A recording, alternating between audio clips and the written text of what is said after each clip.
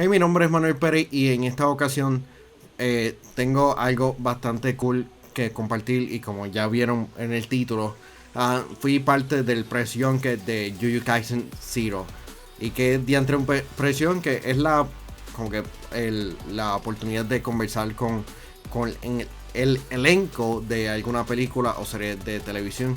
En esta ocasión tuve la oportunidad de conversar con el elenco del doblaje en inglés de la película animada y estarán viendo tres entrevistas. La primera es con Kylie McKee y Ana Iris Quiñones, quienes interpretan a Yuta y a Rika. El segundo set de entrevistas es con Kaji Tang y Lex Lang, quienes interpretan a Satoru Goyu y Suguru Gero. La tercera set de entrevistas es con Allegra Clark, Sander Mobus y Matthew David Rod, quienes interpretan a Maki, Tode y Panda. Así que estaré compartiendo también lo que me pareció la película Jujutsu Kaisen Zero, porque la vi, porque tuve que hacerle preguntas sobre esto. No hay spoilers algunos. Así que antes que empecemos con la entrevista, hay que pagar los biles y eso es a través de Patreon. Patreon.com/, yo soy un gamer. Y en el mes de marzo tenemos a los VIP Limited Edition de Eric Amadeo, Ionel Álvarez, José Esquilín, José Rosado, Max Berrio Cruz, Noel Santiago, Pedro González y Road State Agent. Sé parte de la comunidad awesome que estamos creando a través de Patreon. Patreon.com/, yo soy un gamer. Así que Manuel, empieza la entrevista. So the pandemic has brought a lot of opportunity for different types of movie going to the cinema, and voice acting has been filled with big marquee names in animated movies. How do you feel seeing your name fill the movie theaters with the English dub of Jujutsu Kaisen Zero? Honestly, uh, I'm going to get like dressed nice one of these days and just go out to my local theater that's showing it and like find the poster and just like take a couple of photos. So if that tells you anything, it's very exciting. And to be able to like it's a bit cheesy, but to be able to like tell my parents and my siblings like, hey, you can go to the theater and see me as a main character. That's been pretty cool. Um, but I mean, really past that, it's just like it shows like how big these types of media are getting, shows how big anime has been getting, and really shows that like there's a lot of value in this storytelling for a Western audience. And I think that's only going to continue. And I'm really excited to see where it goes. Yeah, I agree. This is, I guess, my second anime theatrical release because my first was the Sword Art Online movie back in December. And, I mean, the first time I experienced it was like, oh, that's cool. I could literally go to any movie theater or most movie theaters and, like, I can hear myself. That's amazing. And I think getting to, be a part of this specific story of Jujutsu Kaisen, and, you know, getting to portray Rika, who was a very different character type that I'm used to, and feeling proud of my work and then seeing it, it's like, yeah, this is cool. It's cool that, myself and Kaylee can be the leads of this show as, minorities ourselves and like really kill it. And it's just awesome to see.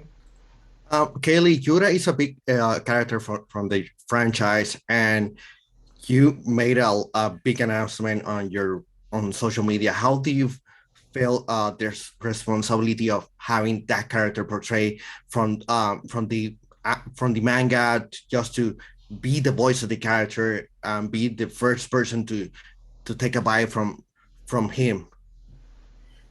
Honestly, it's just been really wonderful. It's been challenging and rewarding and fulfilling.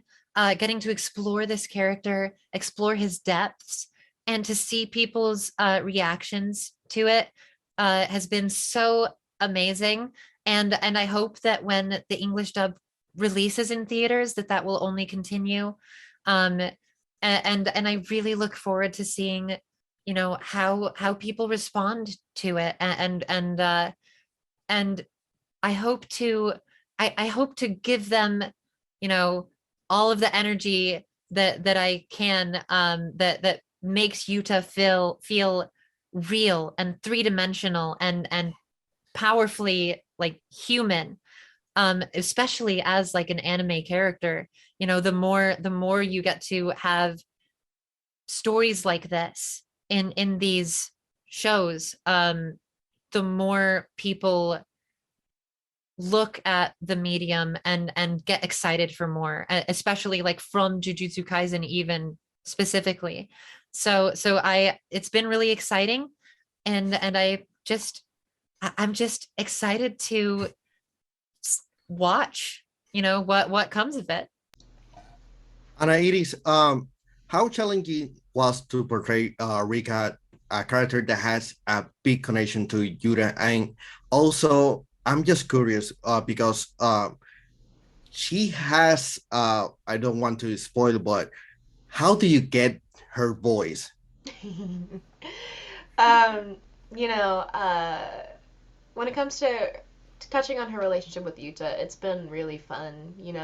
Like I always had like a low key interest in being a part of the series, and when I got the audition specifically for Rika, I was like, oh, cool, I'm gonna play with this, and I never expected to book, but I did.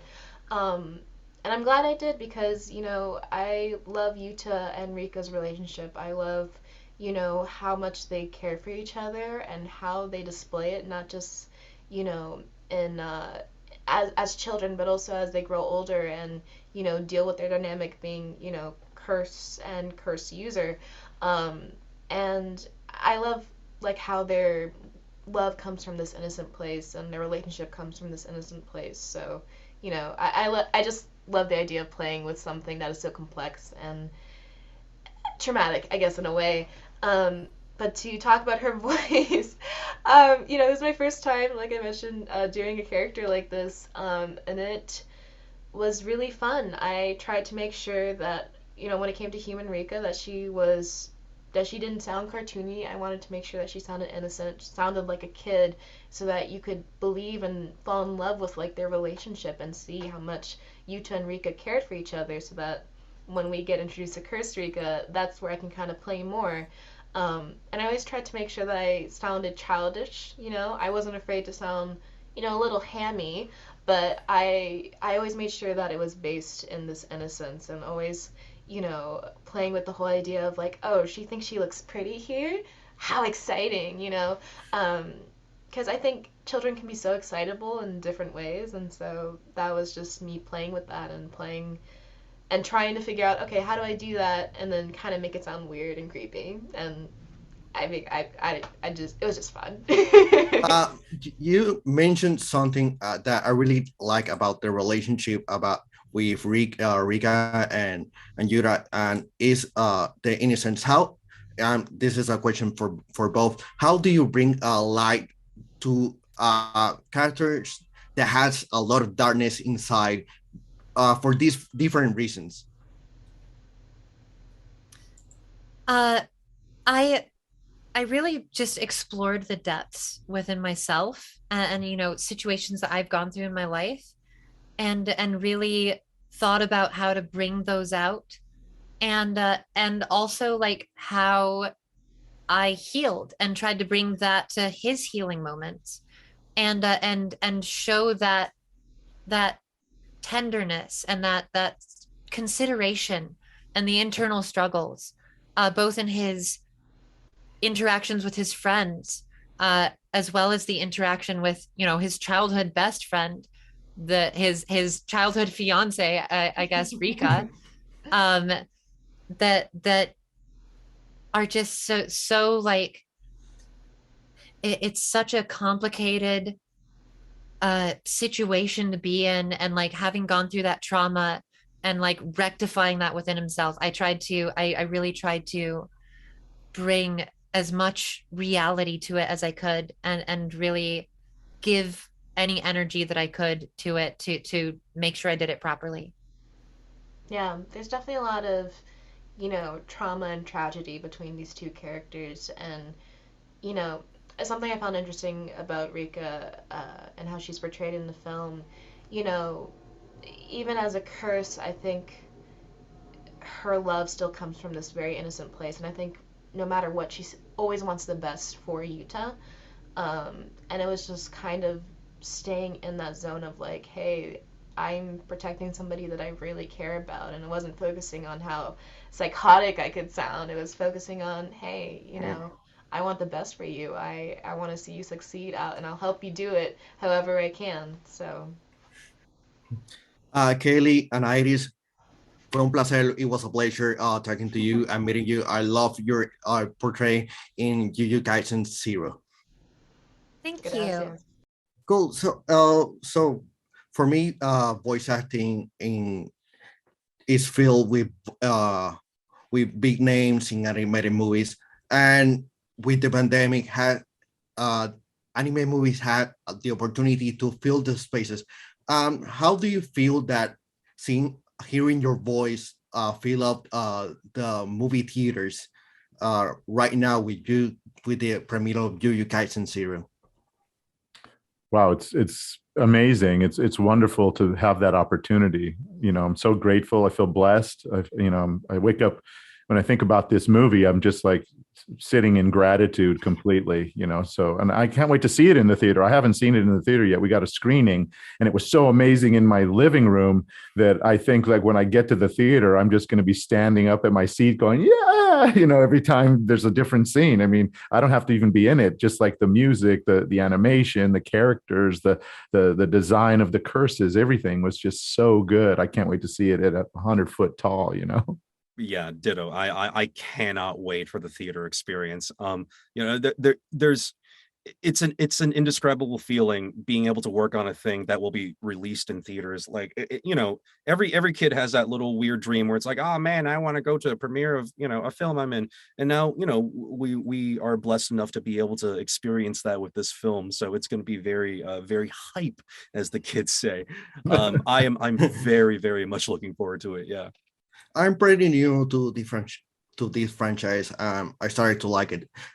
So I was too surprised that this movie is a prequel. So Kaji, how challenging is to portray Satoru in the past? Not too challenging, only because the movie and the timeline between the movie and the show is not that long. It's only a couple of years, I think. So the Gojo you see in the show is actually a fairly well-established Gojo. He's comfortable in his life. He knows who he is, and he's more or less the same character in the movie, just different bandage, different eyewear. He's still trying to find out his fashion. That's the main difference. Well, that's not the main difference. The main difference is I get to explore a part of Gojo's personality that has to do with Alexa's character Suguru a lot more in this film, which I didn't get the opportunity to do in the first season because we touched on it so little. So if there was one thing, that was a quote unquote, not even really a challenge, but I got to do it. It was exciting to explore that part of him. Was that closer relationship to his best friend, or ex-best friend, unfortunately. Yeah, that was probably my favorite new part of Gojo in this older timeline. You have an amazing resume portraying interesting heroes and villains. What do you find interesting in a character like Suguru? Well, I find it interesting. What I really loved about this movie was that we really got to dig into his past and see what, I've mentioned this to other interviewers today, but he really is idealistic, and so when he has his personal ideology is so strong, and we get to see it change a few times in this movie. Like we get to see what he believes in, and then, without being able to say what happens, certain things happen that change his point of view. And then he's very strong with standing behind that point of view. And I don't really look at him as much as a villain as I do maybe an antagonist in the movie, because he's really just flawed. He's a sorcerer, but he's just like us. We all have our own flaws. I think in general, he started with really good intentions, but the scenarios that he was, exposed to changed that and sort of took away the innocence that he felt towards humanity.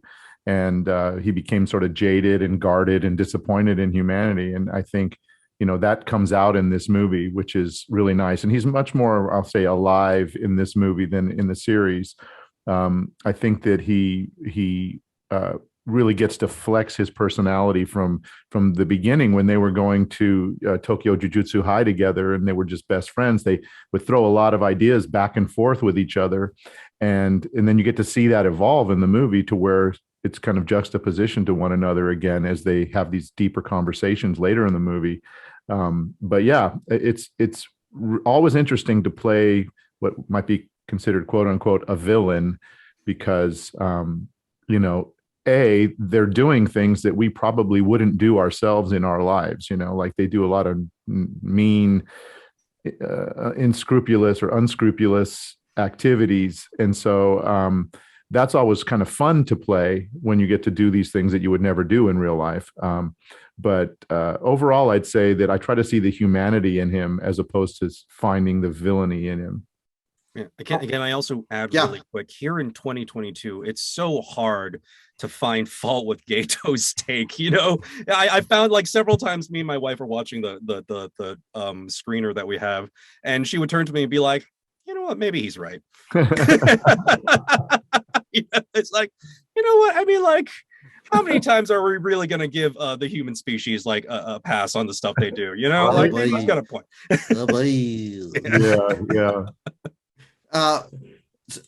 You talk a lot, Kai, you mentioned the relationship. How complicated is the relationship in this part of the story with Satoru and Gero?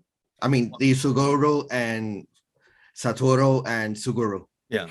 Well, you could argue it's at its climax of most complicated. It's we haven't the story hasn't gone too far in depth with the relationship when they were in school yet, but Suguru's actions and his character are so central and so integral to every story beat of Jujutsu Kaisen that because he's so integral to it, when you go and see the origin and like the place where all this kind of hatred and spite and despair sort of comes from, and you see how that factors in with Gojo and how the relationship that they shared and how that relationship ultimately budded into everything that happened in the show. I think it's the most important relationship within the lore, these two, because everything stems from it. So yeah, being able to sort of touch on that a little bit in the movie was really, really useful. I call this movie like a really important piece of like solid lore for Jujutsu Kaisen in that context. So do you think that people that are pretty new to the franchise are not gonna get lost with the series, or what's going to happen with the franchise when they jump eventually to the series or manga? I don't think so. I think it's a very self-contained film. I think even if you've never watched or read an episode or a chapter of Jujutsu Kaisen, you can comfortably watch this film and sort of understand everything that's going on. I think it does a very good job in explaining the world and the mechanics and the lore behind it. I even feel like if you watch the movie first and then watch the show, you're going to have a more solid sort of like starting point. You're going to be able to be like, oh, I know why this character's doing this. I know why this character's doing this. Now I know why this happens. Wherein if you just watch the first season of the anime and you never read Jujutsu Kaisen Chapter 0, the manga, you might be like, oh, who's this? And why did that happen? And why are these things, And so I think it's anyone can sort of just watch this film and be sucked right into the lore of the world. And I think that's great. Let's. How do you bring light to a character that is practically I mean, how do you bring how much weight do you have on your shoulders and on portraying a big character like yours? Well, I try to approach any character I play with trying to be truthful to what their needs, desires, ideals, all that are. So as long as I know the character, I think I can bring that to the performance. I think that's a big part in how I approach any character I play. So, I wanted to make sure that I had some background on the character. So I studied the character and I looked at the manga and I looked at the different story arcs that the character took before I recorded personally.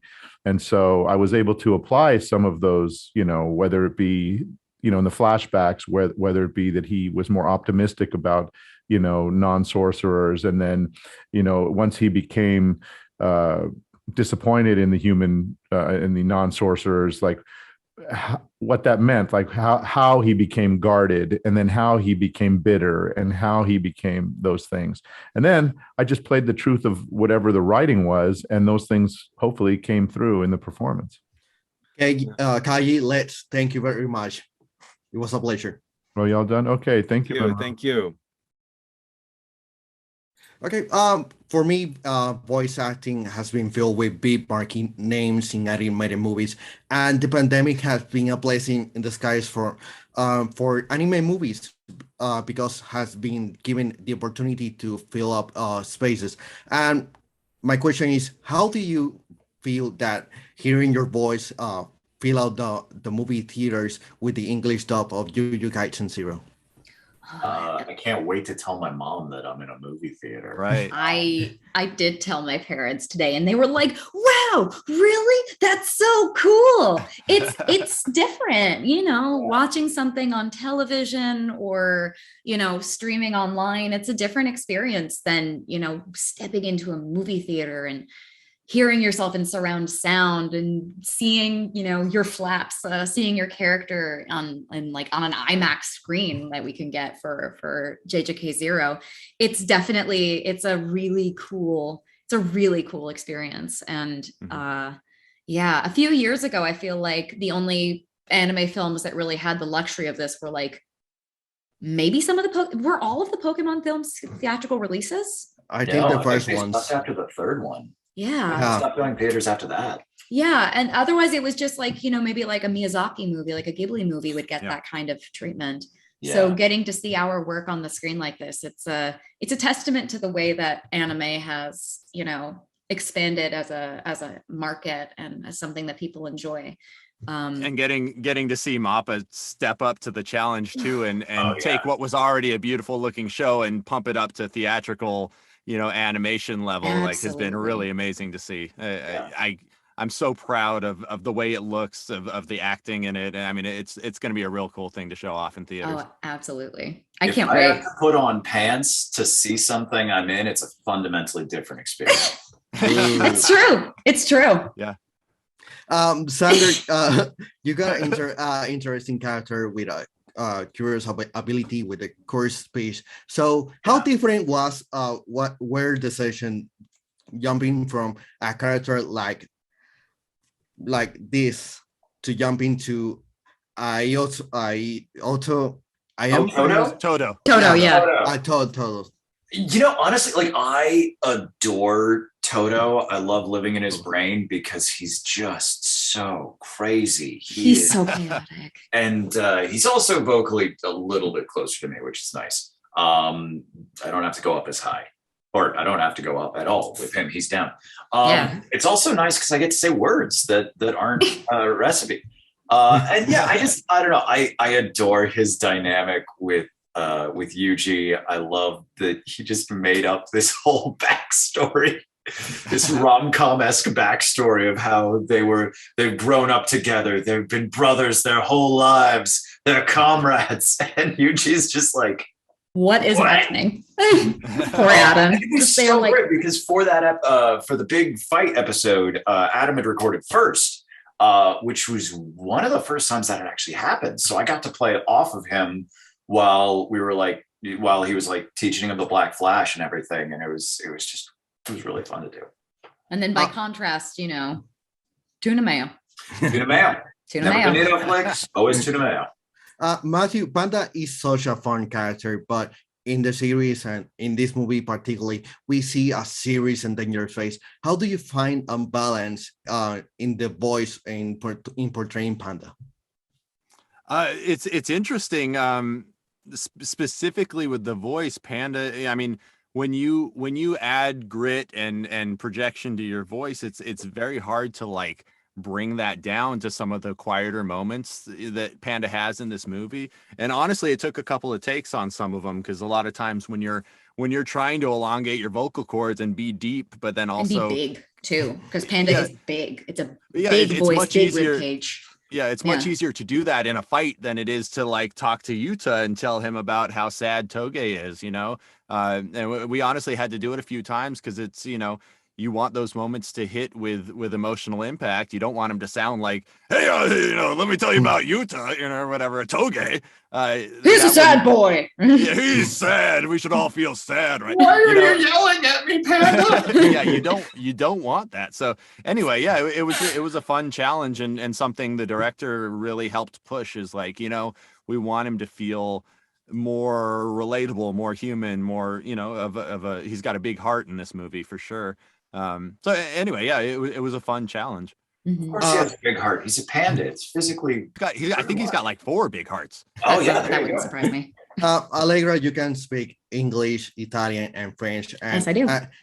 And as a person that can talk Spanish and English, how difficult it is to find the voice or like to portray characters like Bloodhound in Apex Legends or Maggie in this movie?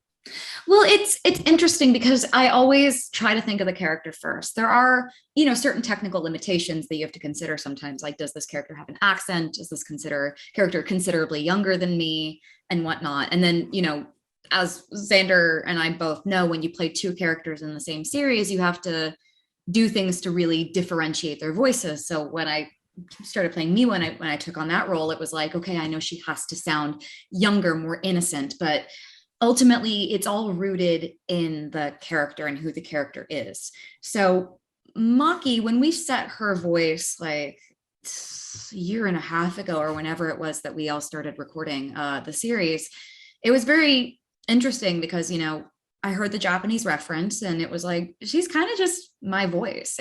I don't have to think of her like from a vocal standpoint. I just kind of lean into this space with her where, she's kind of a tough girl. She can be very angry. She can be very surly, but she can also be very wry.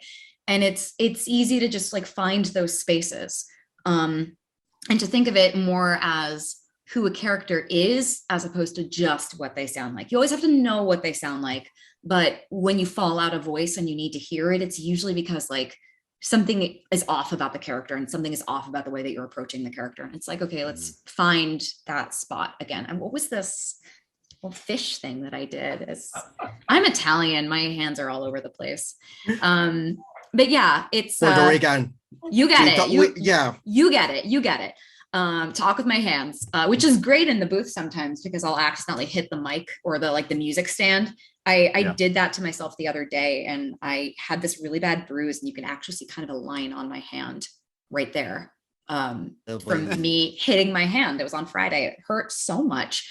But yeah, it's all about the character. The voice follows the character, if that makes sense. Yeah. One of the things that I really like about your 3 characters, I'm talking about all of you, is the chemistry that you have. Do you develop that between takes or it develop naturally? I think it's because we never recorded at the same time. This is actually the first day that I've met Matthew and that we're speaking pseudo face to face. We've exchanged messages. She refused to up until this point. Yeah, we've never. I've spent time with Xander in person, but I've never met Matthew in person. And this is as close as we've come to meeting in person. I think that again, it's the writing. If it's in the writing, it's in the writing. Sometimes I think when I first started recording, maybe you both had already recorded. I know you had already recorded, Matthew, and I remember hearing your voice for the first time, and really? Kind of getting a sense of like who these characters were and going like, all right, so this is how I'm going to fit into this. Like, this is how they sound. This is how they feel. This is how I'm going to respond to them as a result. And I think as the series went on, we all got used to each other's choices and performances and everything. And it became very easy to sort of have a sense like I recorded first for the film, but I knew what those two were going to do. Like you didn't need to tell me. I didn't need to hear it to know, like, I think this is where they're going to take it. Like, Panda feels this way to me. So I know how this feels. So it's very easy to form that dynamic from that. Yeah. Unfortunately, my time has come. It was a pleasure meeting you. You were so awesome guys on the movie. So I'm really excited to continue watching the series. Yes. Also, Thank your you. cat is very cute. I saw your Oh, did you cat see come her? into frame. Yeah, she just showed like her little face is kind of smushed in the corner. It is so cute. I am like, I tried not to call attention to it when she came in. It was, oh my goodness. Oh, hi, baby. Oh, were you napping? I'm sorry. Yeah. Oh, hi. My Mila's over there. Yeah. It was a pleasure, guys. Thank you. Have a good night.